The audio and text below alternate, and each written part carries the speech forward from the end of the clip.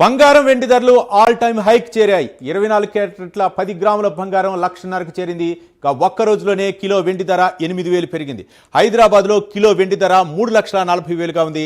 ఇక 24 క్యారెట్ల 10 గ్రాముల బంగారం ధర 1,49,790 రూపాయలు. ఇక 22 క్యారెట్ల 10 గ్రాముల బంగారం ధర 1,37,310 రూపాయలుగా ఉంది.